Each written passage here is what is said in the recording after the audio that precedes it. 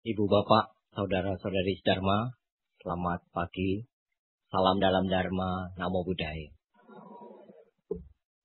Berbahagia sekali pada pagi hari ini saya bisa memenuhi undangan untuk berceramah di Wihara Dhammasuka di kebaktian umum. Memang karena Minggu adalah hari yang padat buat Dharma Duta kita. Ini adalah yang kedua kali saya bisa memenuhi undangan berceramah di hari Minggu. Biasanya lebih banyak hari Sabtu sore. Bapak Ibu Dharma,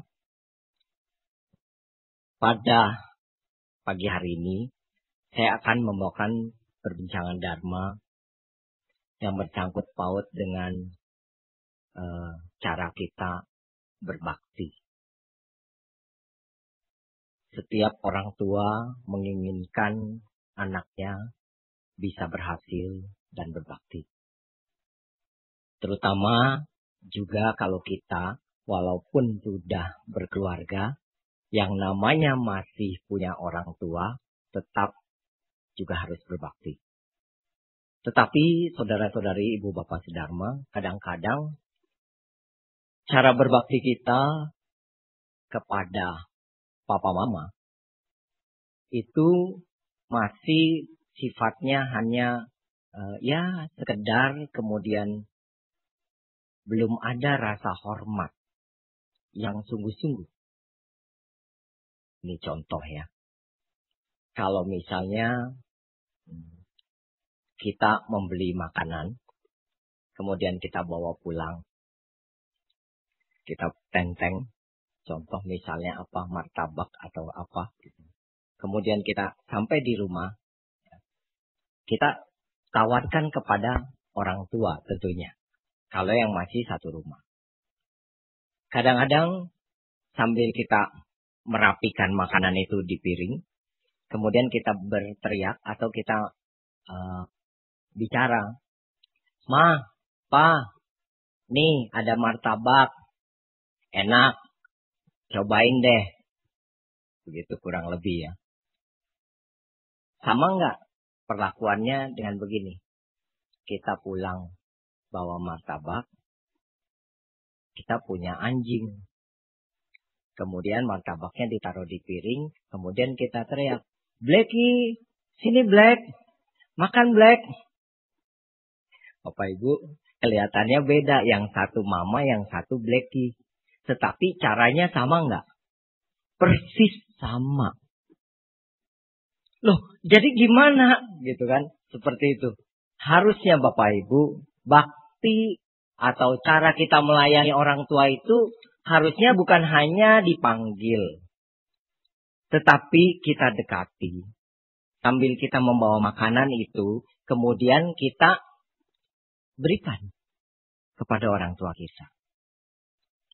Apalagi sebentar lagi menjelang cengbeng. Ya.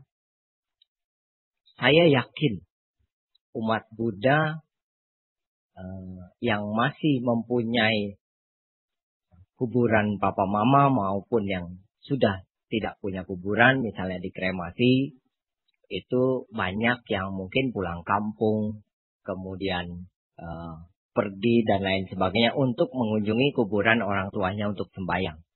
Ini menunjukkan rasa bakti anak kepada orang tuanya.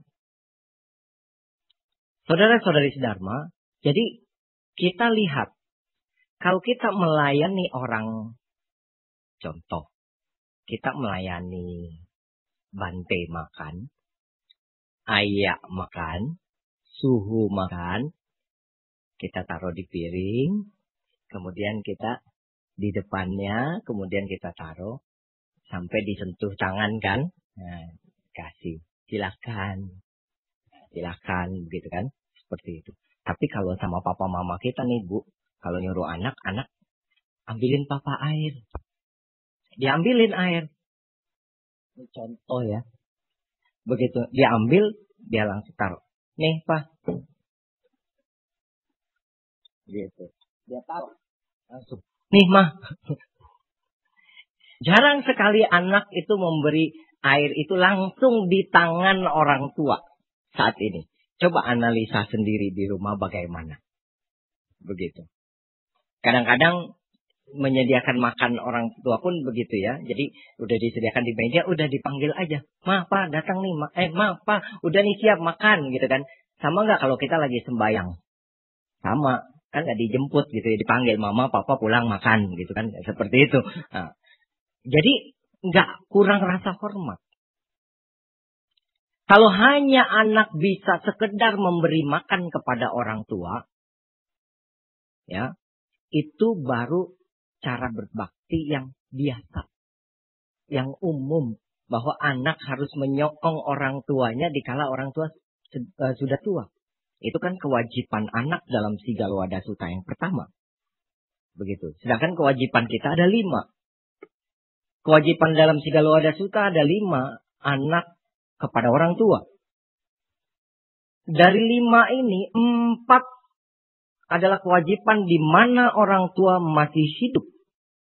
1, terakhir dikala orang tua sudah meninggal dunia. Jadi di dalam agama kita, mana yang harusnya bisa lebih banyak berbakti atau lebih penting? Waktu orang tua masih hidup atau orang tua sudah mati? Masih hidup. Tetapi kadang-kadang kita terbalik. Contoh, begitu mau cenggeng, nanti sembayangnya itu 1 meja. Pergi ke kuburan, bawa makanannya itu banyak sekali, disediain macam-macam. Tapi waktu hidup, ibu bapak ini, saya juga banyak bertanya kepada orang tua AI yang udah 70, 80 tahun. AI, Pak Me, Ama, pernah gak kalau sejid, kalau senja, ulang tahun, anak kasih makan 1 meja? Wah, boro-boro Rudi, makan 1 meja. Begitu kan ya, seperti itu. Ya, boro-boro dikasih makan 1 meja. Oh, kalau begitu jangan khawatir, saya bilang. Kalau anak tidak bisa kasih makan 1 meja, jangan khawatir. Nanti kalau udah mati dikasih, saya bilang. Jadi tunggu mati aja. Wah, udah mati mah nggak bisa makan. Bagaimana makan? Udah mati baru disediain. Nah, kalau sudah bisa berpikir seperti itu, kalau sudah mati tidak bisa makan, maka mulai sekarang saudara-saudari sedharma, ibu bapak sedharma harus kasih makan orang tua dikala orang tua masih hidup. Setuju? Setuju. Boleh tepuk tangan.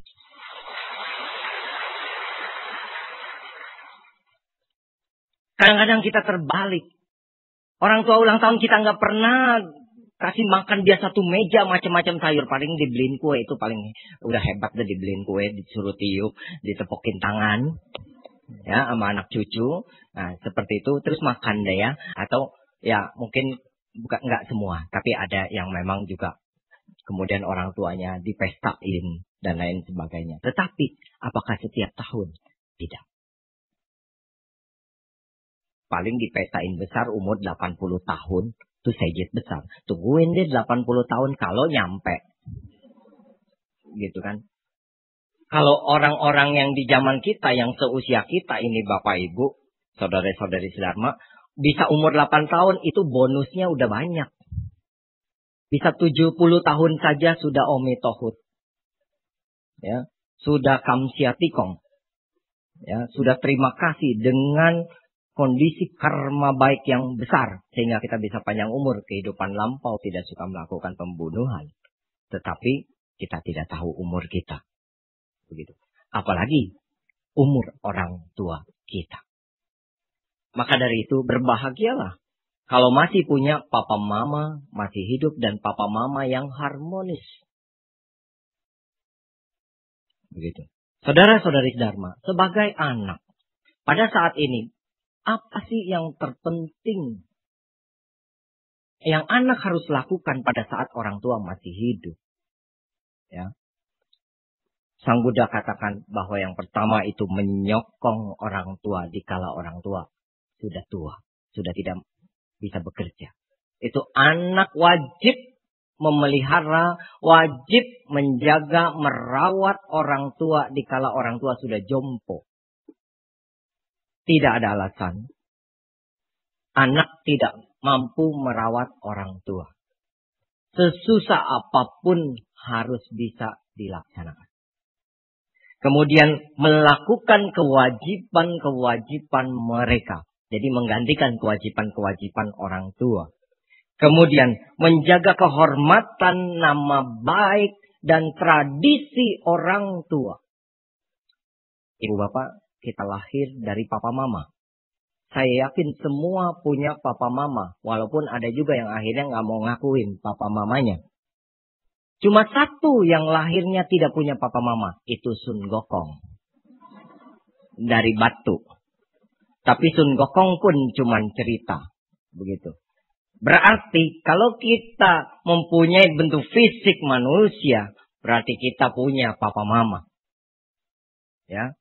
Dan pada saat kita punya papa mama. Kita lahir dari keturunan papa mama. Papa mama juga punya keturunan. Kita berarti punya tradisi. Ibu bapak. Seseorang kalau sampai lupa tradisinya, berarti orang itu lupa akarnya. Agama Buddha tidak pernah mengajak tradisi India masuk ke suatu negara Buddhis berkembang, misalnya di Indonesia, maka orang Indonesia yang beragama Buddha akan berdandan seperti orang India. Tidak pernah. Sang Buddha terbuka sekali dengan tradisi setempat di suatu negara itu. Kita Indonesia punya tradisi sendiri. Contoh saja, misalnya cengbeng. Cengbeng itu ada yang sembahyang di kuburan untuk orang-orang tertentu dari etnis atau suku tertentu itu. Kalau sembahyang ke kuburannya bawa lepet sama ketupat. Kalau ditanya ini lepet sama ketupat asalnya dari Cungpo apa? Enggak ada. Begitu. Kalau dibawa ke Tiongkok, sembahyang cengbeng bawa lepet sama ketupat, malah ditangkap, disangka bom. Itu apaan? Begitu kan ya. Granat atau apa? Begitu. Seperti itu. Tapi isinya nasi. Begitu kan ya. Nah inilah kekayaan atau culture, budaya dari suatu agama yang kemudian bersatu dengan tradisi setempat. Dan Buddhis bisa menerima hal itu. Ibu bapak, saudara-saudari sedharma, berarti kita tidak boleh lupa dengan tradisi kita. Kalau ibu bapak adalah orang Tionghoa, berarti ibu bapak punya tradisi Tionghoa. Kalau ibu bapak orang Jawa, berarti ibu bapak punya tradisi Jawa. Silahkan dilaksanakan menurut tradisinya. Dan itu kewajiban anak. Melanjutkan tradisi orang tuanya. Mohon maaf, kadang-kadang kita suka lupa. Ya, tradisi kita ditinggal begitu dia masuk suatu agama. Begitu, ya. Makanya kita tidak boleh. Ini kewajiban kita dalam Sigala Sutta. Kemudian yang keempat, patut mempersiapkan diri, patut menerima warisan.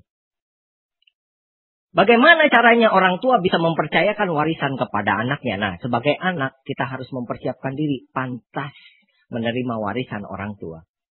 Aduh Rudi, boro-boro bisa kasih warisan. Bisa makan cukup aja bagus. Ya udah, kalau gitu warisannya jangan berupa harta. Warisan itu bukan berarti hanya uang, rumah, tanah, dan lain sebagainya. Bukan, Bapak. Sifat-sifat yang baik, karakter yang baik, orang tua mengajarkan etika yang baik, attitude yang baik kepada anak. Itu warisan yang besar dari orang tua.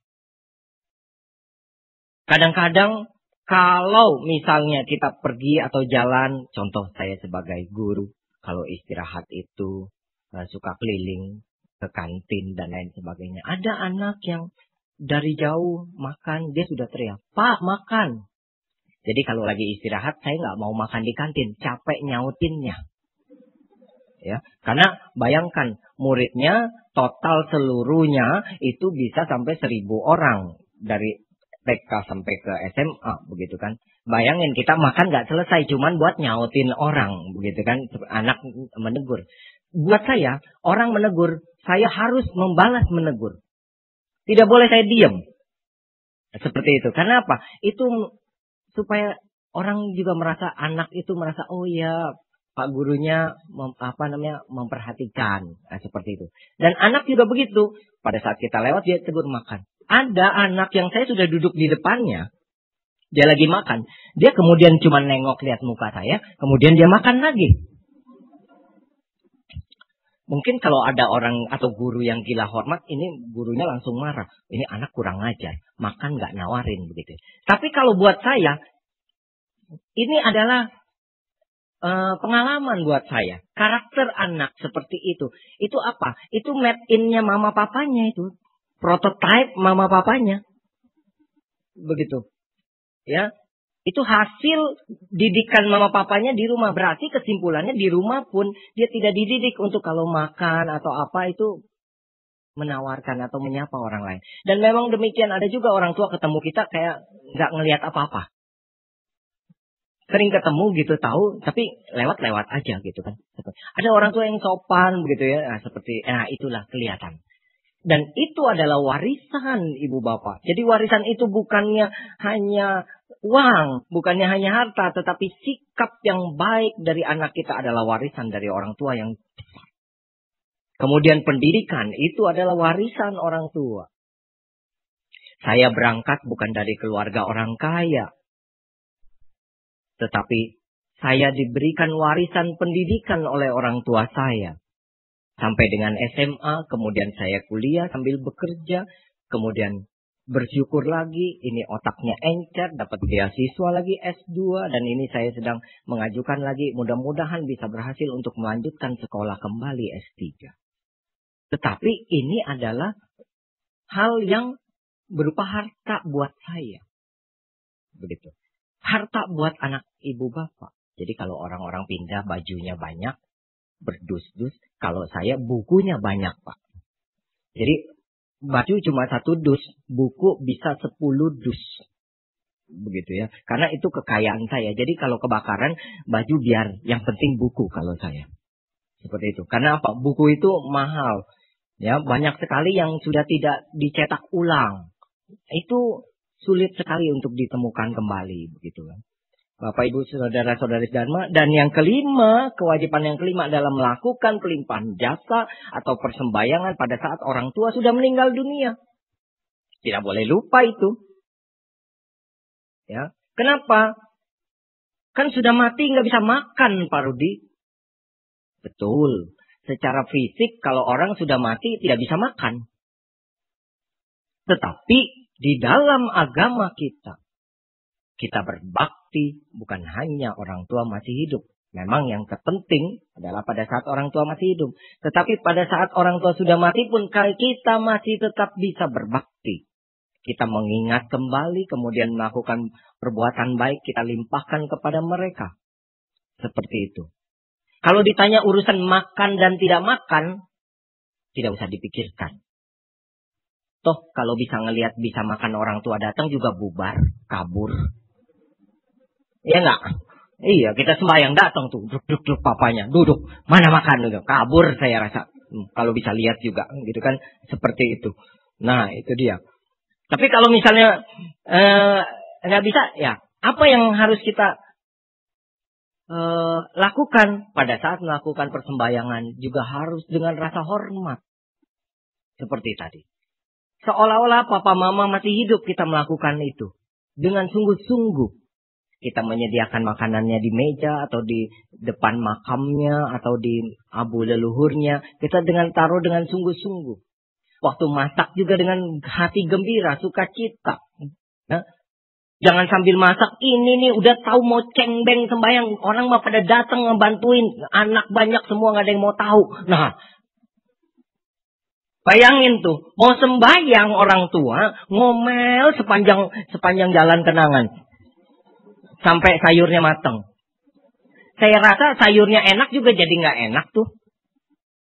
Bu, Pak, masak dengan gembira aja sayur bisa gak enak. Bener gak? Bisa keasinan, bisa tawar gitu kan. Apalagi masaknya sambil marah-marah. Aturan garam sedikit jadi udah dah.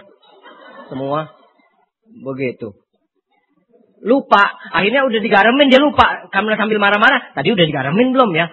Nah, seperti itu. Gak tambahin lagi begitu. Wah. Tidak boleh. Jadi pada saat melakukan persembahyangan pun kita harus dengan sikap yang penuh hormat. Jujur aja. Umat Buddha juga begitu kalau kita melakukan kebaktian. Ya. Begitu kita mulai namo tassa bhagavato arahato, ada yang datang lewat jalan. Sama sambuddhasa. Namo, mulut namo tassa tapi mata belanja. Kita bisa begitu, Bu. Ini mohon maaf ya, mungkin di sini nggak ada begitu ya. Seperti itu. Tapi sering kali saya lihat begitu. Ya. Jadi mata bisa kemana, mulutnya bisa lancar, pikirannya lain lagi. Jadi begitu lihat mata jalan, mulutnya namo tassa, pikirannya itu nggak matching amat ya, pakai bajunya kayak gitu. Waduh, sampai begitu. Luar biasa. Memang inilah kita Bapak Ibu. Apakah itu sudah dinamakan sungguh-sungguh? Belum Bapak Ibu. Tidak sungguh-sungguh itu dalam kita berbakti. Ingat dalam bendera Buddhis pun pertama warnanya apa? Biru. Artinya apa? Bakti. Berarti number one. Bakti. Agama Konghucu, agama Ru. Pertama apa? Kewajiban anak. Atau apa yang harus dilakukan di dalam agama Konghucu yang pertama paling utama? How? Bakti. Begitu. Nah ini penting buat kita gitu kan. Kita kelihatannya enak gitu. Hari-hari kita laksanakan, akhirnya karena rasa kesungguhannya kurang, akhirnya keimanannya jadi lemah. Keimanannya jadi lemah. Di sana mah kalau kamu datang tuh tiap bulan dapat beras 5 liter, gula, segala macam. Oh iya enak ya di sana. Datang rame-rame. Tuh sama suka tuh mau Joko nanti dibagiin beras. Oh penuh sampai keluar pasang tenda. Jadi ya begitu mentalnya akhirnya. Nah, seperti itu. Tidak boleh. Harusnya keimanan itu dibangun dari sana. Kesungguhan, rasa hormat yang betul-betul. Anak melayani orang tua juga harus dengan rasa hormat. Ya. Tidak boleh anak itu berkata dengan kasar kepada papa mama. Tidak hormat. Seperti itu ya. Kemudian, ya, pada saat persembahyangan, juga tidak perlu sampai demikian hebat, mewah, dan lain sebagainya. Karena apa? Itu yang hanya bisa dilihat secara fisik, Bapak Ibu, saudara-saudari sekalian. Habis, Pak Rudi kalau saya nggak pakai ini, nggak pakai itu, nanti disalahin orang.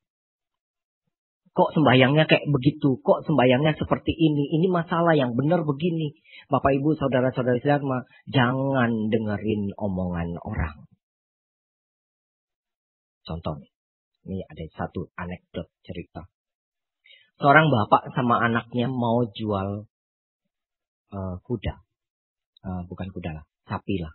Ke pasar. Dia bawa itu sapi ke pasar. Dia tuntun berdua.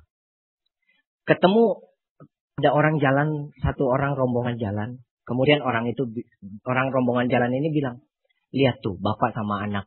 Ngapain sapi dituntun-tuntun ke pasar jauh begitu? Orang mah naikin aja. Terus bapak sama anak ini dengar, oh ya benar juga kata orang itu ya. Sapi mah ngapain dituntun? Kita capek jalan, naikin aja. Akhirnya sapinya dinaikin. Berdua naik bapak sama anak di atas sapi, kemudian jalan ke pasar. Ketemu lagi rombongan berikutnya. Begitu ketemu rombongan berikutnya, orang ini ngomong, lihat tuh bapak sama anak sama jahatnya. Sapi begitu kecil dinaikin berdua, bisa mati tuh sapi. Terakhir, bapaknya bilang, oh iya benar juga kalau mati ntar nggak bisa dijual. Akhirnya, udah deh, papa turun, kamu di atas, papa yang tuntun. Papanya tuntun. Ketemu lagi rombongan berikutnya, orang ngomong lagi, lihat itu anak kurang ajar. Bapak udah tua disuruh jalan nuntunin sapi, dia enak-enakan di atas sapi. Anaknya malu hati. Papa, udah deh, papa yang naik, saya yang tuntun. Benar juga sih kata orang itu, udah tua, masa saya kan jadi seperti anak tidak berbakti. Akhirnya bapaknya naik, anaknya nuntun. Ketemu lagi rombongan berikutnya, rombongan berikutnya bilang apa? Itu orang tua memang mau enaknya. Anak kecil begitu disuruh jalan, dia tua bangka, enak-enakan di atas sapi. Kemudian akhirnya anak ini bingung. Tadi dinaikin bareng nggak boleh, dinaik satu, ini salah, ini salah. Akhirnya bapak sama anak bilang begini, kalau gitu ini sapi kita gotong. Digotong. Pada saat digotong, itu ketemu lagi rombongan berikutnya. Orang-orang bilang apa? Itu bapak sama anak sama bodohnya. Sapi ngapain digotong? Dinaikin dong berdua. Ngapain digotong? Begitu ada orang sapinya hidup gitu kan. Terakhir anaknya sama bapaknya bingung. Jadi bapak ibu, kalau dalam hidup kita selalu dengar omongan orang, tidak ada yang benar dalam hidup kita bapak ibu. Betul nggak? Tepuk tangan. Jadi apa yang menurut kita paling cocok dengan kita, paling pas dengan kita, jalankan. Kalau itu masih dalam rel yang baik. Setuju? Jadi jangan kita, banyak memang orang aturan ini itu sembahyang mesti begini. Tidak ada yang harus begitu. Jadi ikutlah menurut tradisi ibu bapak sekalian. Orang Hoksia punya tradisi Hoksia. Keren punya tradisi Keren. Orang Hokian punya tradisi Hokian. Teochew demikian. Hakka juga demikian. Chosen juga demikian. Oh, nggak ketinggalan. Iya. Chosen juga demikian. Gitu ya. Nah. Dan itu menambah kekayaan. Jangan dipikir kalau gitu kita harus samain nih. Kita misalnya umat Buddha nih. Kalau gitu kita harus cari yang tradisi menurut agama Buddha. Agama Buddha bukan tradisi, tetapi agama. Begitu. Jadi nggak boleh dijadiin satu, mau yang seperti ini diseragamin. Tidak bisa. Lukisan yang bagus, yang satu warna atau yang banyak warna? Banyak warna, baru indah tuh lukisan. Ada kuning, ada merah. Wah, bagus sekali lukisan. Pemandangan, kalau semuanya abu-abu aja yang kita lihat. Apa bagus? Betul nggak? Kita pergi. Ibu bapak pergi ke taman bunga. Itu bunga warna-warni. Aduh, bagus sekali pemandangan. Saya ke Bunaken. Kemarin kebetulan sempat ke Bunaken beberapa bulan yang lalu. Gitu ya. Saya sempat 3 kali ke Manado. Diundang ke Manado. Sempat jalan. Kemarin kebetulan ada diskusi perguruan tinggi komputer seluruh Indonesia. Itu saya kesempatan. Itu baru pertama kali ke Bunaken. Karena yang lalu-lalu itu hujannya besar. Anginnya besar. Nggak berani tukang perahunya. Itu bagus sekali. Pemandangan terumbu karangnya. Wah, luar biasa indahnya. Warna-warni. Yang jelas warna-warni. Begitu. Ikannya juga jadi bagus karena apa? Ada warnanya. Hidup juga demikian. Makanya jadi indah. Coba kalau ibu bapak punya anak semuanya pendiam semua. Nggak ada yang ngomong, nggak ada yang apa. Gimana ibu bapak jadi orang tua ya? Bingung juga ini anak sehat atau nggak tahu kita. Iya. Tapi kalau dalam satu keluarga anak kita ada yang baik, ada yang nakal segala macam, itu indahnya hidup. Kadang-kadang memang kesal juga ya sama anak yang nakal, tetapi itulah kita harus lebih open minded gitu, lebih terbuka, lebih berpikir secara moderat bahwa inilah keindahan hidup kita. Bahwa tidak semuanya happy, tidak semuanya susah. Ada happy, ada bahagia. Ada happy, ada sad, ada senang, ada sedih. Dan itu indahnya hidup kita. Seperti itu. Makanya orang jarang sekali bisa menikmati hidup walaupun sudah punya banyak duit. Orang bilang kalau banyak duit enak ya, belum tentu. Kalau dia nggak bisa menikmati hidup, nggak bisa Pak. Saya walaupun ditanya, kalau Pak Rudi gimana? Walaupun cuma jadi guru, happy, keep smiling. Saya tetap senyum. Biar Mei Chen senyum aja deh yang penting. Gitu. Ya, tetapi ometohut Bapak Ibu ya rezeki ada aja gitu kan ya, walaupun ya memang nggak seperti orang-orang begitu kan, seperti itu. Tetapi kita bisa menikmati hidup dengan baik begitu. Dan ini kewajiban anak. Jadi sembahyang itu terus dilaksanakan. Makanya bagaimana cara Pak Rudi, menurut Pak Rudi sembahyang yang benar gitu. Ya. Yang paling benar adalah ikut tradisi orang tua. Kalau gitu tanya orang tua. Itu udah paling benar. Tanya orang tua. Mumpung papa mama masih hidup dan yang jadi orang tua di sini, yang kebaktian di sini juga harus kasih tahu sama anaknya. Lah kan masih lama Rudi, emang mau mati besok gitu kan. Pak, Bu, yang bisa ngomong itu orang hidup. Udah mati mah nggak bisa ngomong kita. Betul nggak Pak? Harus dikasih tahu. Anak juga begitu. Tanya sama papa mama. Tapi jangan nanyanya habis pulang dari wihara nih. Habis saya dengar saya ceramah pulang. Begitu sampai di pintu. Dia duduk langsung. Papa mama kalau mati maunya gimana? Waduh. Celaka nih. Minggu depan gak dikasih lagi ke Dhamma Suka. Lu dikasih ceramah apa di wihara katanya. Orang tua ditanyain mati. Gitu kan. Seperti itu. Ya. Tanyanya ya tentu saja baik-baik gitu kan ya. Mungkin sambil ada saudara meninggal dunia atau apa. Kita bilang, Pak sembayangnya kayak gitu-gitu. Kalau menurut Papa gimana? Maunya seperti apa gitu kan. Itu pas momennya. Nah seperti itu. Orang tua juga kalau lagi anak kumpul. Boleh ngomong-ngomong nanti. Kalau Papa sudah tidak. Saya pun Bapak Ibu. Saya sudah ngomong sama istri dan anak saya. Karena saya nggak tahu. Bapak Ibu hidup tidak pasti. Mati pasti. Itu yang Sang Buddha katakan. Hidup mah nggak pasti Pak kita. Bulan depan jadi apa mau apa kita nggak tahu nih. Tapi mati pasti nggak? Pasti nggak tahu kapan. Pokoknya pasti. Jangan pikir ulang tahun ditepukin tangan enak. Nah, salah. Itu memperingati berkurangnya umur kita di bumi. Ditepukin tangan kita. Orang happy kita. Padahal kita harusnya mikir. Udah tambah dikit aja umur kita. Stoknya. Bener kan? Nggak ada orang yang ditepukin tangan panjang umurnya jadi tambah panjang. Nggak ada. Orang udah karmanya udah dapat karma masing-masing kok. Berarti ditepukin tangan panjang umurnya. Bukan panjang umurnya. Ya memang ya supaya happy lah gitu ya maksudnya. Tapi kenyataannya itu kalau dipikirkan itu umur kita tambah sedikit. Diharapkan bisa tambah bijaksana. Maksudnya seperti itu. Ya Sang Buddha kan juga katakan dalam Dhammapada. Jangan seperti seekor sapi. Yang semakin tua semakin gemuk. Semakin banyak gajinya gitu ya. Semakin gemuk. Tapi kebijaksanaan tidak bertambah. Itu yang tidak diharapkan. Tambah tua harus tambah bijak. Tambah bijaksana. Kasih tahu Bapak Ibu sama anak. Mau diapain sesudah meninggal dunia? Dikubur apa dikremasi? Nah ini penting. Jangan sampai nanti anak berantem. Karena nggak tahu mau diapain gitu kan. Yang satu anak, oh udah kremasi aja. Yang satu udah dikubur saja. Nah Bapak Ibu soal kremasi dan kubur. Saya sarankan di sini. Sebaiknya kalau nanti kita meninggal dunia. Kremasi saja. Saya aliran kremasi.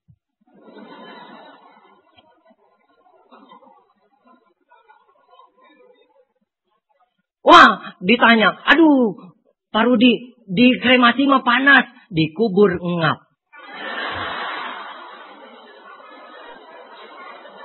Tepuk tangan.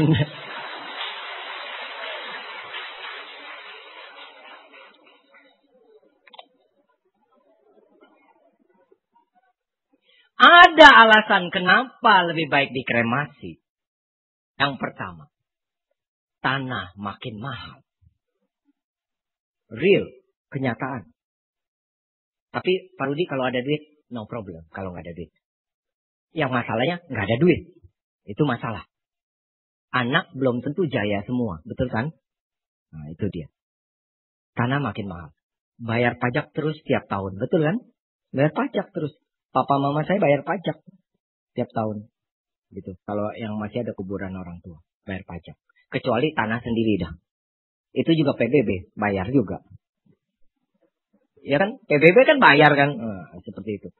Nah, ngomong-ngomong pajak, harus setor pajak nih, tanggal 25 terakhir. Iya.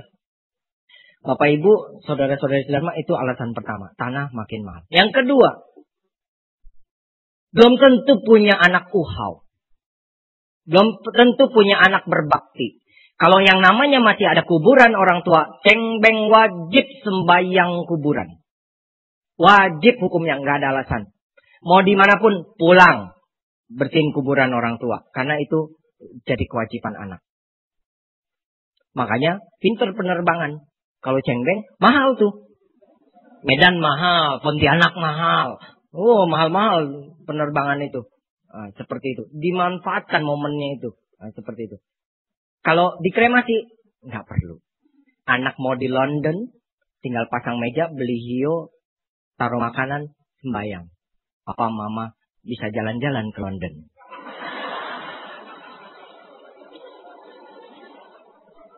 Gitu. Itu dia. Pak, anak saya sih berbakti. Oke, punya anak berbakti, kuburan orang tua masih dirawat. Belum tentu cucu berbakti. Cucu juga berbakti, Pak. Omi Tohut, boleh. Belum tentu cicit berbakti. Saya sekarang mau tanya. Siapa yang masih tahu kuburan atainya atau kongconya? Angkat tangan. 1, 2. Cuma 2 yang berbakti daripada yang semua di sini. Kesimpulannya, kita ini put house semua. Artinya apa? Aduh Pak, itu mah udah nggak tahu kuburannya di mana. Kesimpulannya apa Bapak Ibu? Kalau udah nggak tahu kuburannya, ada yang nyembayangin lagi nggak? Tidak ada lagi itu kuburan yang sembayangin. Tidak ada lagi itu kuburan dirawat sama anak cucu, cicit dan seterusnya. Betul kan? Akhirnya apa? Hilang begitu saja tengkoraknya segala macam, tidak terawat dengan baik. Saya kerja kebetulan di Tangerang, sebelah kantor saya rumah masa depan, Tanah Gocap. Itu kan rumah masa depan. Iya, kalau sudah meninggal di situ tinggalnya, begitu kan. Tapi sekarang udah nggak boleh dikubur. Itu kalau cengbeng itu kuburan bersih, yang keluarganya masih merawat. Tetapi ada yang tinggi, rumputnya udah lebih tinggi daripada orang. Udah nggak tahu kuburannya, udah nisannya udah hancur segala macam, udah tidak ada yang merawat. Kasihan yang seperti itu. Makanya saya bilang lebih baik kremasi. Seperti itu. Akhirnya apa? Pada saat nggak ada keluarganya yang mengurus, gusur atau timpa lagi. Sekarang kan kuburan sistemnya kayak rumah susun. Betul. Kayak rumah susun, boleh disusun seperti itu. Nah, itu dia. Bentar lagi apartemen. Gitu, ya. Jadi nggak cuma manusia hidup, orang mati pun punya apartemen. Gitu. Kemudian yang ketiga, yang berikutnya. Di kuburan sekarang banyak setannya, Ibu Bapak. Betul, nggak percaya? Banyak setannya. Setannya itu dibakarin gincua nggak mau pergi, dikasihnya cebanan, nobanan, baru pada pergi tuh setan. Bapak Ibu nggak percaya, boleh buktiin kata-kata saya. Begitu Bapak Ibu udah nenteng bawa mobil berhenti mau ke kuburan, itu setan udah ngikutin semua. Betul nggak? Tepuk tangan kalau betul. Maka dari itu lebih baik dikremasi saja. Akhirnya Bapak Ibu, kita habis pulang sembayangin orang tua dari kuburan, bukannya kita rasanya lega habis berbakti sama papa mama, bukannya kita happy habis kita udah selesai kewajiban kita sebagai anak masih sembahyang kepada orang tua, kesel pulang. Betul kan? Karena gara-gara itu akhirnya marah-marah pulang gitu kan. Seperti itu. Nah, inilah. Makanya saya bilang saya ikut aliran kremasi saja. Ya, jadi anak saya nggak perlu repot sembahyang dari rumah dan lain sebagainya. Terus sembahyangnya mau kayak seperti apa? Model kayak apa? Ibu bapak pesan menurut versi ibu yang ibu mau, menurut tradisi ibu bapak. Kalau dulu masih atai, saya kongco, oco masih pesenin, begitu kan? Oh, harus pakai samseng, ini sayurnya segala macam. Akhirnya popo saya dari pihak papa ya, popo saya itu kalau sembahyang repot sekali. Ya. Sayur kering 5 macam, sayur kuah 5 macam. Iya, seperti itu. Kemudian juga ada yang tulang, sayur yang ada tulang dan sayur yang nggak ada tulang. Buah-buahan 5 macam, manisan juga macam-macam. Seperti itu. Popo saya kebetulan dulu aktif di wihara. Nah, akhirnya dia pesen sama mama saya. Kalau nanti saya meninggal dunia, jangan repot gini. Buah-buahan saja. Kemudian air, hiyo, lilin, teh. Selesai. Makanya sekarang sembahyang di rumah praktis.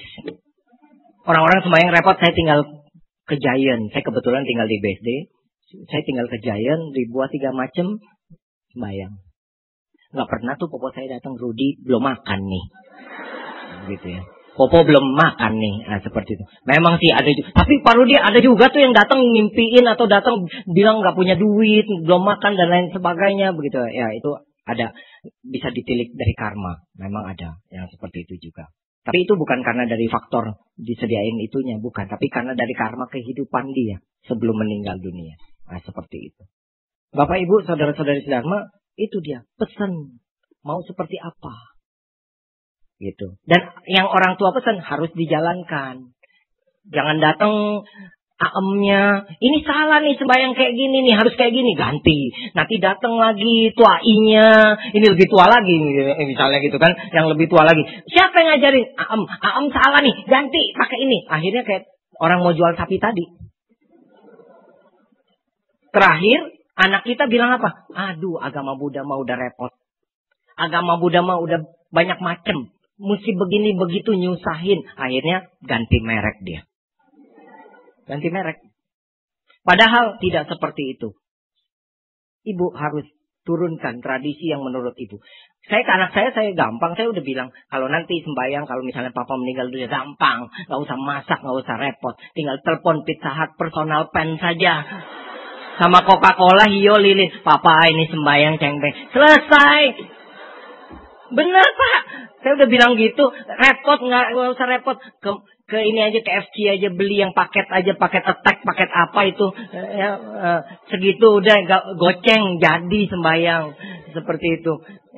Itu dia. Jadi jangan dibikin susah hidup ini. Happy. Hidup ini nikmati saja ya. Banyak kebahagiaan dalam hidup kita. Baik Bapak Ibu, terima kasih atas perhatiannya. Ya.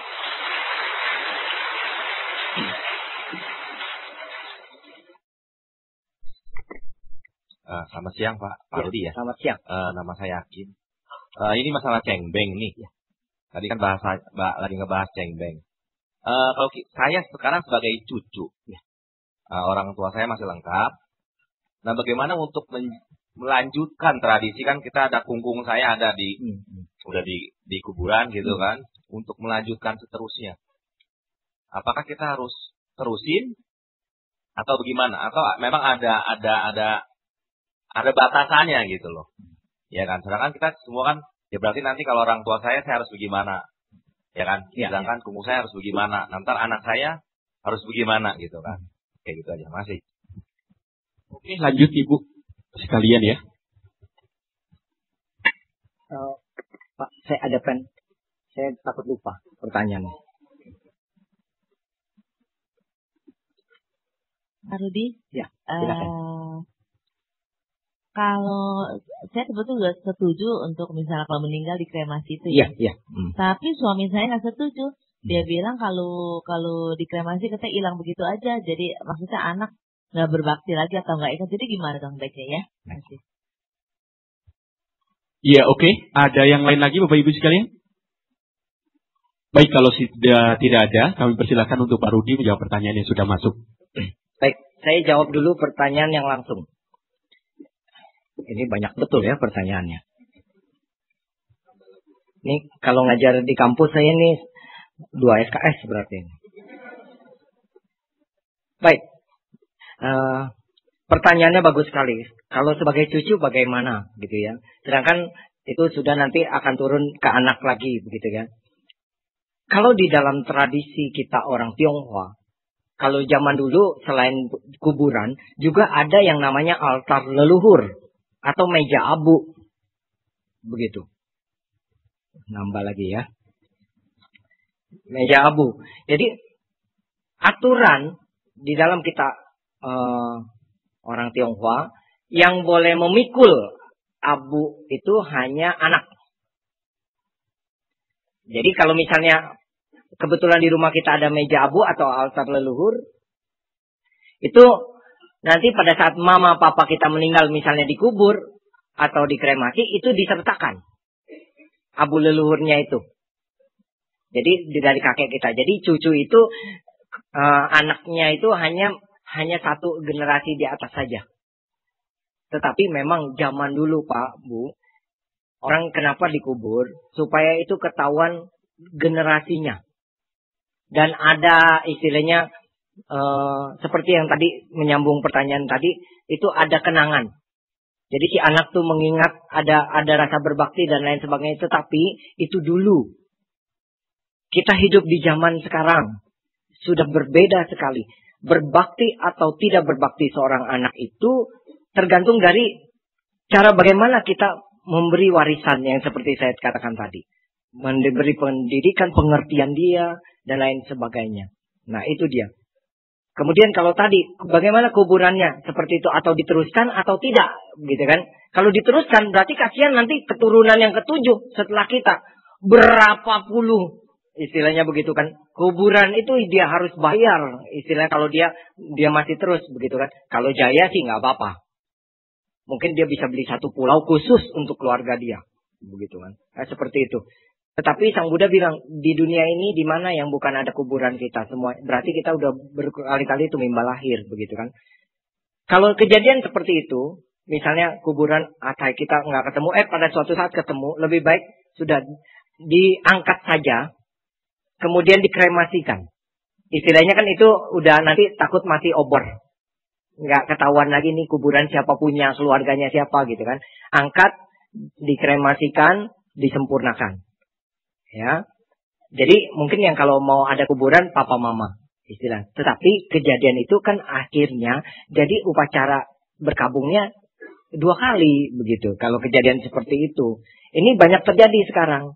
Begitu kuburannya mau digusur, digeser atau bagaimana keluarganya udah nggak ada yang merawat dan lain sebagainya, akhirnya dia angkat tulang, ambil tulang, kemudian dikremasikan seperti upacara ini lagi. Kematian lagi, kemudian baru disempurnakan. Nah, seperti itu. Terus kalau ada kuburan Bapak Ibu, ini harus juga diperhatikan. Tidak boleh hanya, ada orang bilang kan kalau sembahyang kuburan cengbeng itu setahun sekali gitu ya. Kalau ada kuburan orang tua harus perhatikan. Jangan sampai kuburan orang tua kita dijahatin sama orang. Karena Bapak Ibu itu kuburan itu juga sampai ada hongsui kuburan, cuman saya memang nggak ngerti masalah-masalah begitu. Itu tidak boleh pada saat taruh peti tidak boleh miring, harus lurus dengan lubangnya itu tidak boleh miring. Makanya sampai dilirik-lirikkan, dilihat-lihat. Makanya kalau yang suruh ngeliatin pas peti turun itu ngelihat udah lurus atau belum itu jangan teman atau saudara yang matanya rada kurang, begitu. Ya, yang matanya rada jereng. Jadi miring aja udah dia bilang lurus aja begitu kan. Seperti itu. Jadi yang harus benar. Itu memang begitu. Ada akibatnya gak buat keluarga? Saya juga nggak mengerti secara hukumnya itu. Tetapi demikian jadi kepercayaan orang Tionghoa bahwa itu akan berakibat. Bahkan Pak, kalau Bapak ada usaha, misalnya nih, Bapak punya papa mama, kuburan papa mama gitu ya. Bapak usaha maju, orang iri hati. Orang itu bisa jahatin kuburan orang tua kita. Cukup dipalangin gala aja di atas kuburan papa mama kita, Bapak bisa bangkrut. Kayak gitu. Tapi kalau dikremasi, siapa yang bisa cari abunya di laut? Begitu. Seperti itu. Siapa yang bisa jahatin? Nah, seperti itu.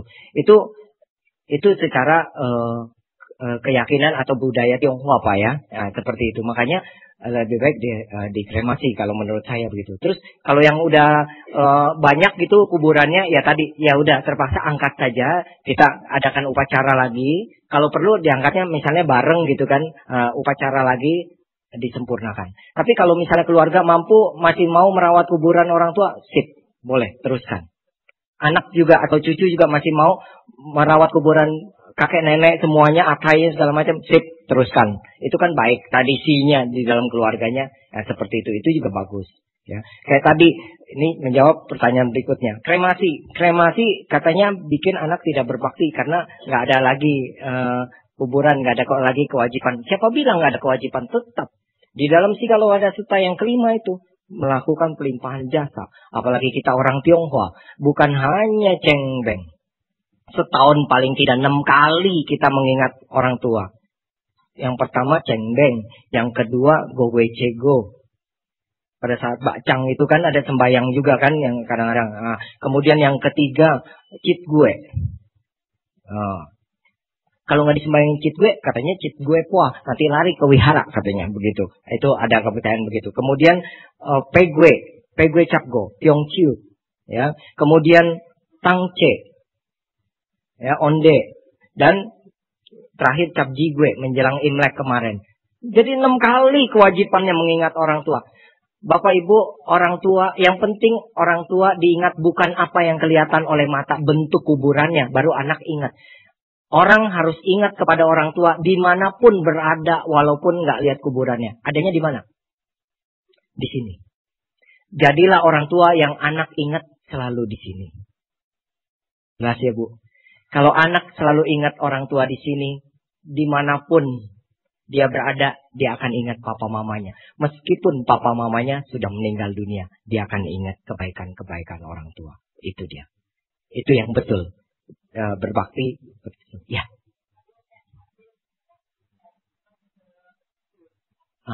Jangan membahas onde. Tadi saya contoh saja. Ya, ada juga sembahyang itu kepada leluhur juga, onde juga. Ada, bukan hanya ke Tuhan. Iya, ada leluhur juga. Iya. Seperti itu, ada 6. Gitu. Kalau bahas onde nanti dalam channel dan waktu yang sama ya, lain waktu. Baik, berikutnya. Pak Rudi, untuk sembahyang cengbeng lebih baik di rumah atau di makam atau kuburan? Pertanyaan saya, kuburannya masih ada nggak? Masih di kuburan. Pak, kan banyak setannya, salah sendiri. Alirannya lain. Nah, tapi orang tua kan sudah dikubur, nggak apa-apa di kuburan tetap. Ya siapkan saja uang-uang seperti itu, uang-uang kecil. Resiko sudah memang seperti itu ya. Jadi kalau ada makam atau ada kuburan, sembahyang di kuburan. Ya, seperti itu. Kemudian, namo budaya Pak, saya mau tanya, kalau setelah dikremasi dibuang ke laut, ini yang salah. Bukan dibuang, tetapi disempurnakan. Apakah Anda tega membuang orang tua Anda? Itu pertanyaan saya. Pak, saya di rumah piara Kuan Im. Emang itu dirantai apa enggak Kuan Imnya, saya tanya. Piara Kuan Im di rumah. Saya bilang dirantai apa enggak? Mulutnya dikasih selongsong enggak Kuan Imnya? Saya tanya begitu dah. Ya kadang-kadang ini kita suka aneh gitu, ngomongnya seenaknya aja gitu kan, seperti itu. Bukan dibuang. Ini mohon maaf, bukan masalah ke yang dibuang. Ini saya ngerti maksudnya disempurnakan. Jadi disempurnakan, abunya kurang ajar kah? Tidak. Kan kita melakukan dengan rasa hormat. Lagi pula orang tua kita sudah tumimba lahir. Who knows? Siapa yang tahu lahir di mana lagi? Seperti itu. Kan sudah tumimba lahir, dan mereka bisa menerima pelimpahan jasa kita. Seperti itu. Terus bagaimana disembahyanginya? Ya seperti ikutin tradisi saudara. Kita misalnya ada berdana paramita atau apa, ada cetak buku apa, kita nyumbang atas nama orang tua kita, papa mama kita yang sudah meninggal. Itu bagus sekali. Makanya kita orang Tionghoa ada tradisi sembahyang kongtek ya, istilahnya begitu. Itu 49 hari begitu. Itu seperti itu, dari kata kungte gitu kan, perbuatan baik kan artinya. Itu selama masa bertabung itu anak diharapkan banyak melakukan perbuatan baik. Maksudnya begitu, bukan sembahyangnya itu, bukan. Tapi anak banyak melakukan perbuatan baik dilimpahkan kepada papa mama yang sudah meninggal. Kalau ibu bapak yang rajin kebaktian, saya yakin leluhur-leluhurnya pasti lahir di alam yang bahagia. Karena apa? Kita sering kebaktian kan, tiap minggu kita baca parita etawata. Idang wonya tinang hotu sukita hontunya tayo. 3 kali kan. Semoga sanak keluarga yang telah meninggal dunia turut menerima perbuatan baik kita yang kita lakukan. Semoga mereka berbahagia. Seperti itu kan kita doakan. Kita limpahkan kepada mereka. Begitu. Ya. Bagaimana nyembayanginya? Ini adalah menurut tradisi Anda atau cara sembahyang yang seperti biasa. Nah, yang penting apa? Ketulusan sungguh-sungguh. Itu paling penting. Ya. Ada kawan saya yang suka datang untuk sekedar makan gratis bila ada wihara atau kelenteng ulang tahun. Oh bagus, ini pinter dia. Saya suka menasehati kebiasaan itu. Tak baik. Betul. Karena kawan saya ini memang hanya sekedar makan, bukan sembahyang. Bagaimana cara menyadarkan kawan saya ini? Kawannya umur berapa? Kalau sudah umur cicak ke atas, udah nggak bisa ditolong. Kanker stadium 4. Artinya apa? Karakter orang tersebut sudah terbentuk. Makanya saya bilang, dalam dunia pendidikan, kebetulan memang saya bekerja pagi sebagai kepala sekolah, siang malam sampai malam gitu saya sebagai dosen dan juga ketua teknik Sekolah Tinggi Komputer di Tangerang. Itu saya katakan, saya sering ngajar yang namanya karakter building, membangun karakter anak. Itu kalau sudah dewasa, karakter sudah terbentuk. Sulit sekali merubah karakter orang yang sudah terbentuk. Ibarat begini deh. Ya, kalau sudah jadi kopi susu nih, kopi, susu, air panas.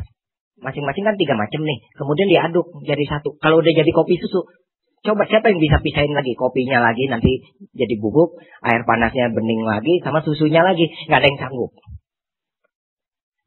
Pak, tapi ini kemanisan, kebanyakan susunya. Kalau gitu tambahin kopinya. Maksudnya begitu. Nah, jadi kalau karakternya sudah terbentuk, ya sudah, kita hanya bisa memoles-moles saja. Seperti itu. Memoles-moles saja. Apalagi ini kebiasaan. Emang ada. Pak, ini mah kebiasaannya mendingan musiman.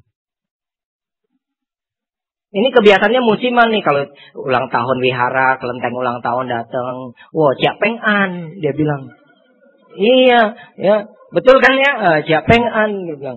Seperti itu. Emang nggak boleh? Boleh. Memang terbuka untuk umum. Tetapi karakter orang seperti ini, mentalnya kurang baik. Mentalnya kurang baik. Karena apa? Itu melatih mental kita menjadi mental pengemis. Cuman pengemis intelek. Iya, pengemis tapi pakai kemeja bagus, celana bagus gitu kan. Tapi nggak suka berdana, nggak suka sembahyang dan lain sebagainya. Nah, seperti itu. Bagaimana cara menyadarkan kawan saya ini? Memang tidak mudah. Ya. Tetapi sebaiknya memang kita sering ajak.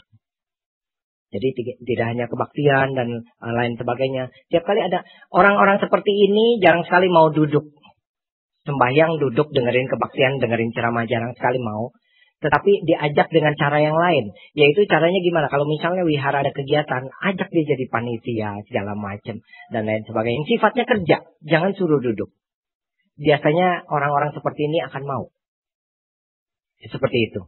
Dan kalau sudah kerja gitu ya sambil kawan-kawannya ngomong gini, dicerita, nanti ada sedikit ya, saya bilang dipoles-poles, akhirnya ada perubahan-perubahan sedikit ini yang diharapkan. Tapi kalau masih begitu juga jangan ditemenin, udah paling bagus ya. Udah mau apa lagi, kalau punya teman karakternya jelek ya jangan ditemenin dong gitu kan, seperti itu. Kalau cengbeng kita persembahkan makanan kesukaan leluhur. Apa mereka bisa terima di alam mereka? Saya belum mati, jadi saya nggak bisa jawab. Gitu ya. Dan setelah selesai sembahyang, makanan tersebut dibagikan ke orang lain atau harus dimakan. Urusan sembahyang diterima atau enggak, dimakan atau enggak, kita nggak usah pusing. Begitu kan?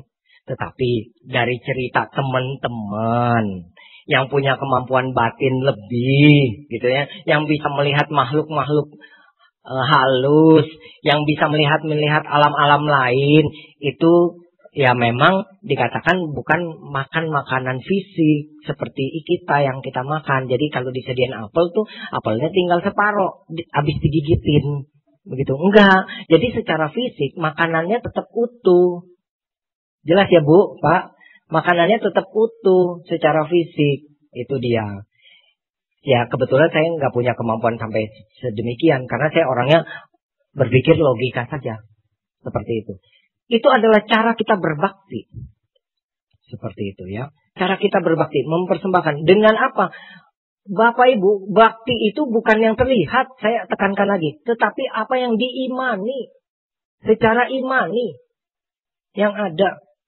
Orang Kuan Im Sejit di Banten. Udah sundut-sundut, kebakar rambutnya, masih aja mau. Padahal cago lain masih bisa sembahyang di sana. Kenapa pas Sejit orang pada mau sembahyang? Udah gitu jam 12-nya, lebih hebatnya lagi apa? Berebut onde. Betul ya? Berebut onde. Diguyurnya mending pakai apa? Pakai gayung. Tapi orang happy gitu. Karena apa? Itu keyakinan Bapak Ibu. Imani. Teman kita bilang, lu hati-hati pacaran sama dia tuh, dia playboy, tahu nggak?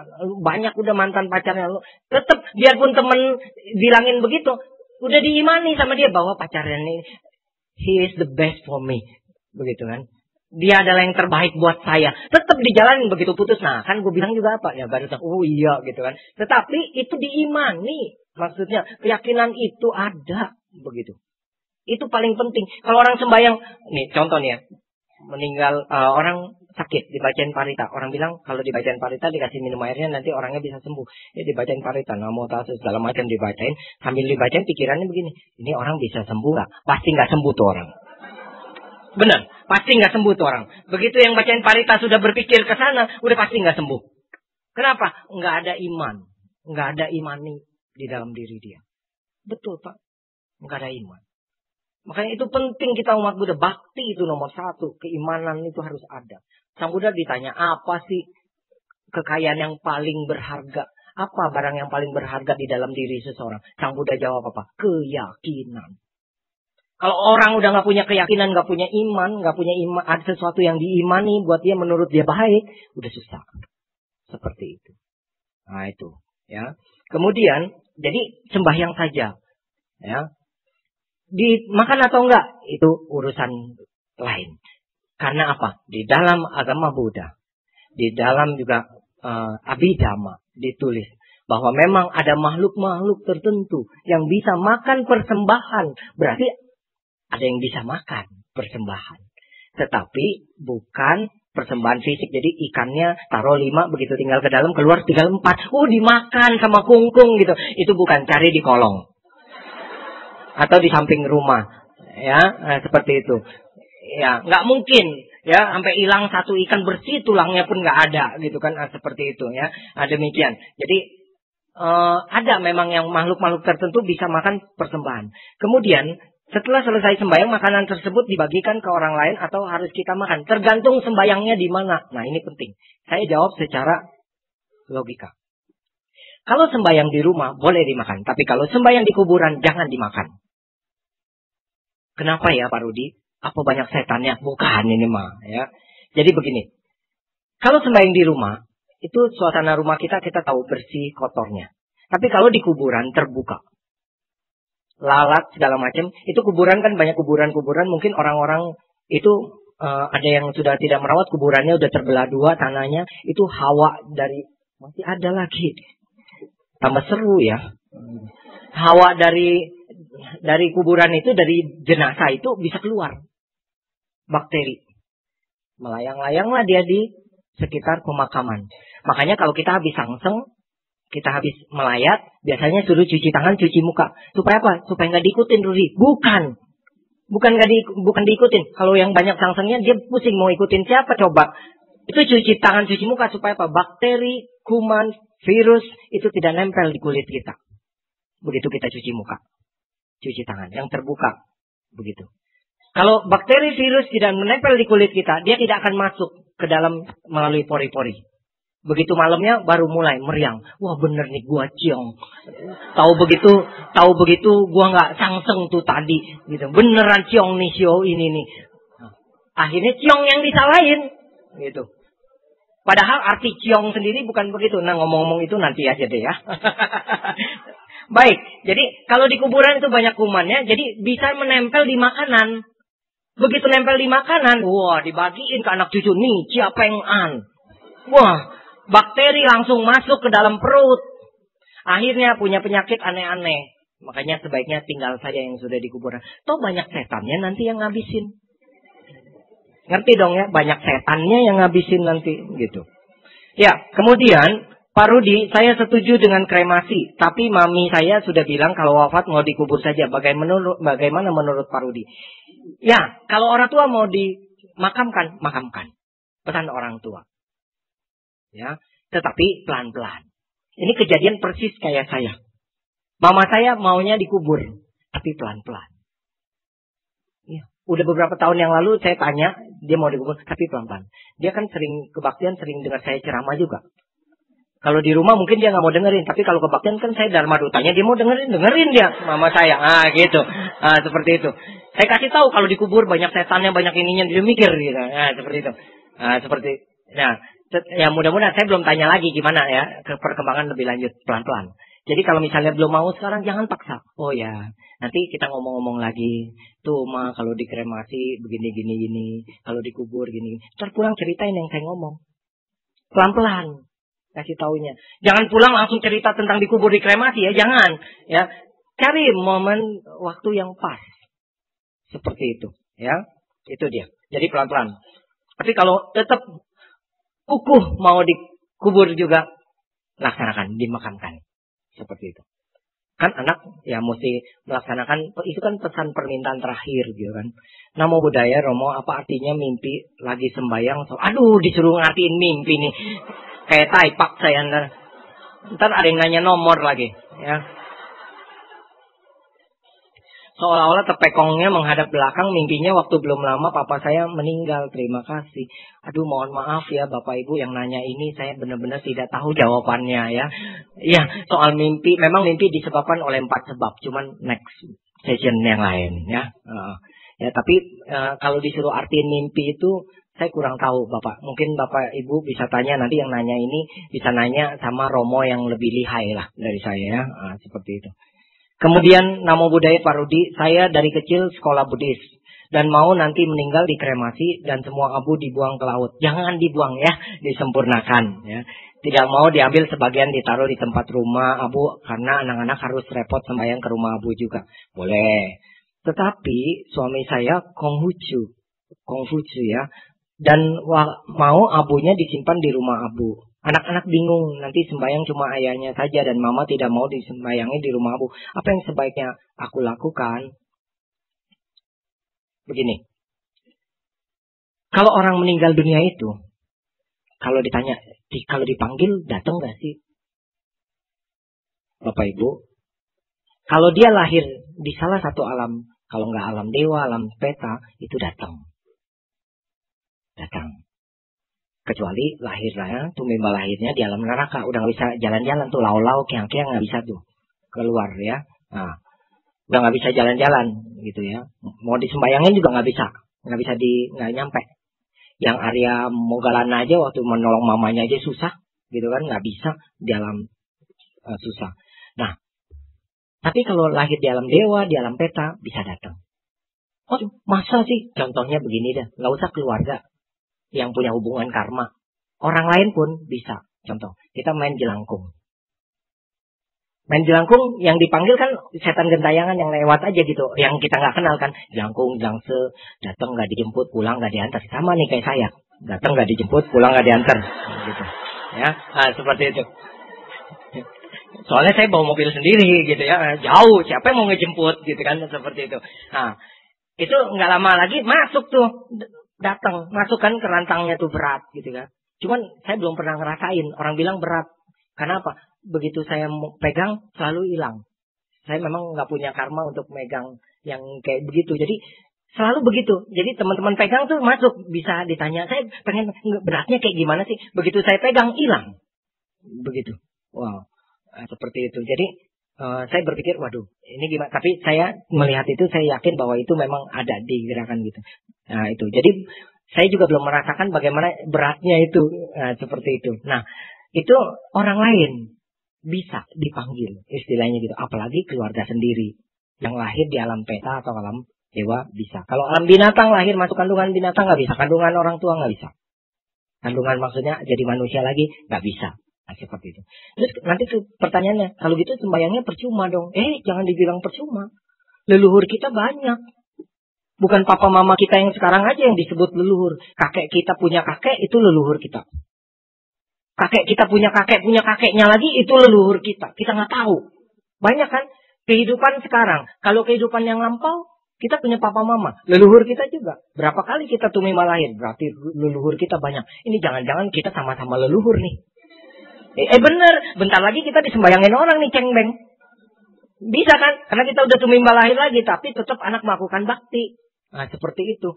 Karena leluhurnya banyak. Jadi yang lahir di alam menderita atau alam bahagia kan kita tidak tahu. Tapi dengan sembahyang kita menjaga ini. Supaya yang kalau lahir di alam menderita, mereka bisa terbantu oleh pelimpahan jasa anak-anaknya.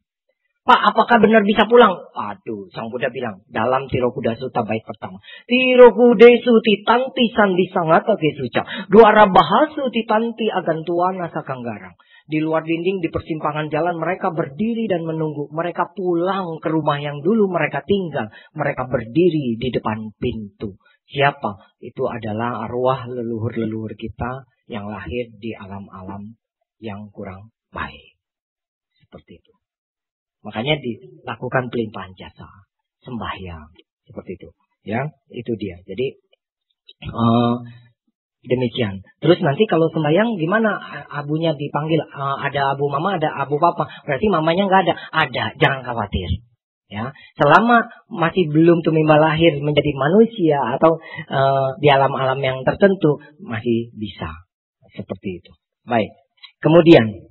Namo Buddhaya Romo, saya ingin tanya, apakah hari kematian orang tua perlu disembayangi atau tidak? Begini, ini ikut tradisi juga. Kalau kita tradisi orang Tionghoa, sembahyang berkabung itu paling lama 3 tahun. Berkabung. Paling lama 3 tahun. Bahkan sampai ada masih tradisi, dia pakai berkabung itu 3 tahun, tidak pakai baju warna-warni, putih. Istilahnya begitu, pakai putih 3 tahun. Itu tidak boleh lebih dari 3 tahun.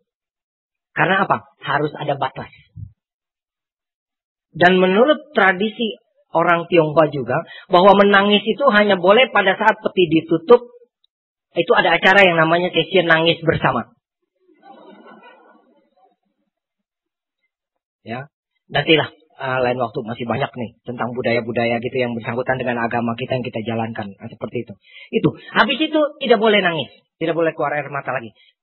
Terus ada lagi. Nggak boleh makan mie sama berkabung. Betul. Mie hanya boleh dimakan pada saat bahagia. Mie panjang, melambangkan panjang. Bahagia itu kalau bisa sepanjang masa. Panjang.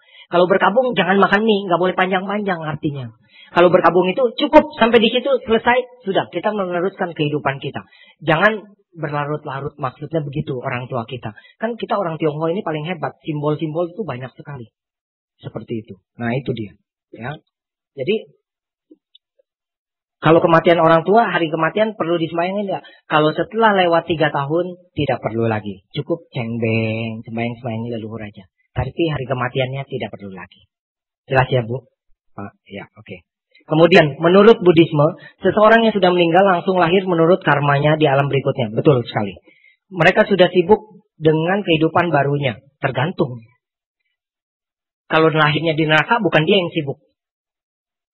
Petugas neraka yang sibuk ngurusin dia. Dicincang, dipanggang, digoreng. Nah itu. Dia cuma nikmati saja gitu kan. Nah, seperti itu. Jadi belum tentu sibuk dia kalau lahir di neraka gitu ya. Terus mereka masih butuh persembahan anak-anaknya, familinya.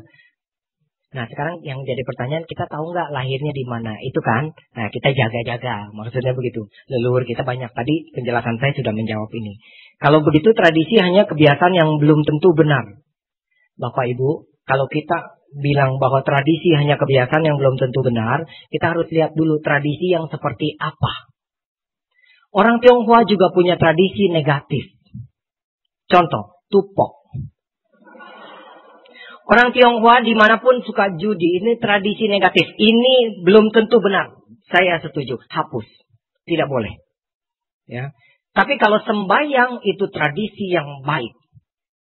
Wajib. Menghormati orang tua waktu hidup dan sesudah mati. Itu tradisi kita. Mungkin juga salah secara logika. Tergantung penjelasannya. Banyak orang tua kita tidak bisa menjelaskan tradisi secara logika. Kita sembahyang, anak tanya, "Mak kok begini?" Udah ikutin aja, papa mama juga dari dulu, dari kungkung udah begini, ikut sembahyang gitu kan. Nah, seperti itu. Itu menghindari perdebatan panjang lebar. Itu kata-kata sakti orang tua. Udah kayak gitu ya. Kalau anak sekarang kan selalu tanya why gitu, mengapa gitu kan. Kita orang tua mesti bisa jelasin. Ya, pelan-pelan lah ya. Nanti next berikutnya nanti mungkin kalau ada karma jodoh lagi bisa ceramah di sini lagi ya. Kemudian Pak, saya mau nanya, kalau dikremasi abunya ditabur semua atau bagaimana? Ini saya serahkan kepada keluarga bagaimana kebijakannya. Ya, Ada keluarga yang mau tadi sebagian ditaruh di rumah abu, sebagian ditabur, ada yang ditabur semua, dan lain sebagainya. Ini tergantung dari kebijakan keluarga. Apalagi papa mama punya abu. Kan nggak bisa anak sendiri. Misalnya anaknya 5, paling nggak berunding. 5-5-nya kan berunding dulu. Tetapi biasanya yang paling banyak duit itu yang paling kuat suaranya. Bisa hak veto. Kalau di PBB itu bisa hak veto dia, karena dia paling banyak duit. Makanya, the power of money itu hebat sekali, saudara. Ya, seperti itu. Jadi tergantung dari musyawarah keluarga. 2 lagi ya. Saya dan istri beda agama. Benarkah bahwa suami istri beda agama kalau sudah meninggal surganya beda, tidak lagi bisa bersama? Takut juga ya, nggak sama surga. Bapak Ibu, memang diharapkan orang atau kita bisa hidup bersama lagi di kehidupan mendatang sebagai suami istri yang saling mencintai. Tetapi memang ada 4 hal yang perlu diperhatikan sebagai pasangan suami istri, ya. Yang salah satunya adalah sama sada, sama keyakinan, seperti itu. Sama keyakinan ini penting karena apa? Biasanya suami istri yang sama keyakinan melakukan hal-hal perbuatan baik juga bareng. Contoh, misalnya sekarang nih, saya kebaktian, saya pergi ke wihara, istri saya juga pergi ke wihara. Itu bareng. Sama-sama melakukan hal perbuatan baik. Nah, seperti itu. Ya. Kemudian mungkin di wihara ada acara apa? Berdana. Saya berdana, istri ikut berdana. Seperti itu. Jadi ini nanti yang akan karma ini banyak kesamaan yang menyebabkan dia lahir di alam yang sama juga. Seperti itu. Soal beda agama, memang ini bukan hal yang baru, Pak, Bu. Suami istri beda agama. Banyak sekali. Dan lebih banyak lagi orang tua dan anak beda agama. Lebih banyak lagi. Ya, seperti itu. Maka dari itu, kalau ditanya apakah nanti sudah meninggal surganya beda? Memang karena keyakinan beda. Saya jawab nggak tahu nih ya. Soalnya saya bukan orang ahlinya seperti itu. Nanti udah mati kemana ya surganya seperti itu. Tetapi memang kalau sama sadanya tidak terpenuhi, tapi kalau tidak sama yang lainnya terpenuhi, kekuatannya juga masih besar untuk bisa ketemu kembali. Seperti itu ya. Tapi belum tentu kalau salah satunya pelit, satunya dermawan, yang satunya oon, yang satunya bijaksana. Nah itu biarpun sama agama juga nggak ketemu tuh. Yang satunya hobi mancing, yang satunya baik sekali, nggak suka pembunuhan. Biarpun satu agama, cuman beda tempat nanti sesudah meninggal. Walaupun satu agama, yang satu mah di neraka, yang satu di sorga. Ada yang begitu. Dari kehidupan cerita-cerita kehidupan Buddha juga ada yang seperti itu. Nah, jadi nggak usah dipikirkan seperti itu. Nanti bercerai lagi. Katanya harus sama agama, jadi saya boleh kawin lagi sama yang agamanya sama, gitu kan? Nah, seperti itu. Tidak boleh, harus tetap mencintai. Kan sudah harus ditanggung resikonya. Gitu. Selamat siang Pak Rudi, selamat siang. Pak Rudi, saya mau nanya, orang kalau sudah meninggal kan akan reinkarnasi. Tumimba lahir ya Pak, bukan reinkarnasi. Ke alam yang sesuai dengan karmanya, betul. Tetapi kita masih menyembayangi mereka leluhur kita. Boleh tolong minta penjelasannya, terima kasih. Nah tadi yang saya jelaskan tadi sudah menjawab bahwa kita tidak tahu leluhur kita lahir di mana. Kita menjaga supaya kalau yang ada yang lahir di alam yang tidak baik, dia bisa mudita-cita dengan kita melakukan persembahyangan. Ini satu cerita, ada orang tua, dia mimpi bukan orang tua, teman. Jadi orang tuanya meninggal, dia mimpiin orang tuanya datang bilang belum makan. Seperti itu. Padahal disembayangin. Begitu. Ya. Kemudian bagaimana? Biasanya kalau orang yang ada mimpi seperti ini, coba ditilik kehidupan sehari-harinya. Biasanya apa? Pelit alias medit. Ya. Saudaranya kikir. Begitu. Terlalu pelit. Seperti itu. Sehingga jadi setan pun kelaparan. Seperti itu. Jadi terlalu serakah. Udah pelit, serakah. Maunya banyak buat sendiri dan lain-lain. Lahir di alam peta. Caranya gimana? Ya saya bilang, coba sembayangin. Sambil dibilangin, mama, papa, nih, makan yang kenyang. Makan yang puas. Makan seadanya yang disediakan. Walaupun mereka mungkin tidak bisa makan. Karena memang saya tidak ada kemampuan itu. Supaya dilihat. Kalau saya berpikirnya begini. Itu menimbulkan mudita cita buat orang yang meninggal. Mudita cita itu turut bahagia. Seperti itu. Jadi pada saat dia datang, anaknya bilang, ma, apa nih makan, mama makan nih. Terus mamanya misalnya lihat begitu kan. Dia lihat anaknya kasih dia makan. Timbul rasa senang. Saudara-saudari sedharma, ibu bapak sedharma. Kalau kita ulang tahun. Terus tiba-tiba teman ramai-ramai datang. Bawa kado. Walaupun belum dikasih ke kita, belum dikasih nih sama kita. Kita lihat dari jauh, mereka bawa bingkisan buat kita. Udah happy nggak? Sudah senang. Mudita citanya timbul. Orang tua juga begitu, leluhur kita yang lahir di alam tidak baik itu melihat begitu, mudita citanya timbul. Anaknya masih berbakti, anaknya masih mengingat dia, dan lain sebagainya. Dan dari situ dia bilang, dari situ habis disembayangin, nggak mimpin lagi tuh. Ya udah tuh mimpi lahir lagi. Karena apa? Karena di alam peta tidak ada rasa senang, tidak ada rasa bahagia. Begitu rasa senangnya timbul, karma baiknya kan berbuat tuh. Rasa senangnya timbul, dia tuh mimpi lahir lagi. Begitu. Nah itu, jadi dibilang kalau ini berguna atau tidak berguna. Dibilang itu tidak berguna. Belum tentu, siapa yang bisa jamin gitu, siapa yang bisa lihat. Memang dia sudah mati. Nah, kayak gitu. Saya selalu menjawab begitu logika. Jadi tetap, yang penting adalah rasa bakti kita.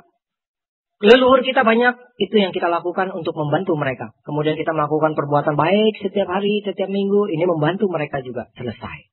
Nggak usah dipikirkan berlarut-larut. Karena apa? Hidup kita harus jalan terus. Seperti itu dia.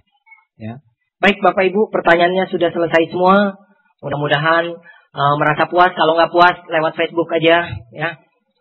Ya, karena saya tiap hari jawabin pertanyaan itu 25 kurang lebih saya balesin dari kantor. Sebelum saya ngajar, saya biasanya luangkan waktu. Ya, seperti itu yang mau nanya, silakan nanti boleh tanya sama pengurus. Alamat Facebook saya masih ada nggak ya Pak? Ada nggak Pak? Ntar saya kasih kartu nama saya aja ya. Baik ya. Terima kasih. Selamat siang. Semoga kesehatan, keselamatan, umur yang panjang, rezeki yang berlimpah, kejayaan, kekuatan selalu memberkahi kita dan seluruh keluarga kita semua. Semoga papa, mama selalu sehat dan bahagia. Semoga orang tua kita, sanak keluarga kita yang telah meninggal dunia senantiasa berada di alam-alam yang berbahagia. Semoga saudara-saudara kita, teman-teman kita yang sedang menderita sakit dapat memperoleh kesembuhannya segera. Semoga karma baik yang pada pagi hari ini kita lakukan dapat berbuah tepat pada waktunya. Semoga semua makhluk hidup berbahagia. Sadhu, sadhu, sadhu. Salam dalam Dharma, Namo Buddhaya.